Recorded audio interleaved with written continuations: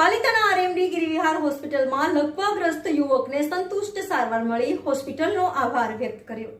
પવિત્ર યાત્રાધામ પાલિતાણામાં શ્રી પ્રભુહેમ કામધેનુ ગિરિવિહાર ટ્રસ્ટ સંચાલિત આરએમડી હોસ્પિટલમાં તાલુકાજનો માટે વિવિધ આરોગ્યની સેવાઓ પૂરી પાડવામાં આવી રહી છે। ત્યારે આરએમડી હોસ્પિટલમાં જ્યાં રિહેબિલિટેશન સેન્ટર શરૂ કરવામાં આવ્યું છે, જ્યાં ફિઝિયોથેરાપીની સારવાર આપવામાં આવી રહી છે, ત્યારે પાલિતાણાના અસંખ્ય લોકોને સંતુષ્ટ સારવાર આ સેન્ટરથી મળી છે।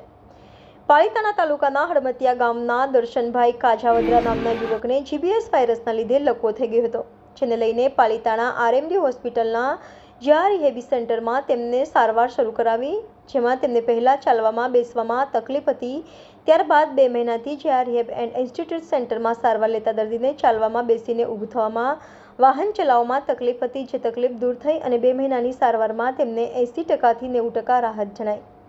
દર્દી હવે પોતે વાહન ચલાવી હોસ્પિટલ આવી શકે છે, સંપૂર્ણપણે સ્વતંત્ર રીતે પોતાનું કાર્ય કરી શકે છે। ત્યારે દર્દી દ્વારા આરએમડી હોસ્પિટલ અને રિહેબ સેન્ટરનો આભાર વ્યક્ત કર્યો હતો। મારું નામ દર્શનભાઈ ઈશ્વરભાઈ કાજાદરા છે। હું હડમતિયાથી આવું છું અને મને જીબીએસ વાયરસ થઈ ગયેલો અને મેં આ જે રિહેબિલિટી ટ્રસ્ટમાં ગિરિવિહારમાં એક્સરસાઇઝ માટે હું આવેલો। છેલ્લા 2 મહિનાથી એક્સરસાઇઝ હું લઉં છું। મને 80% થી 90% જેટલો ફરક પડી ગયેલો છે।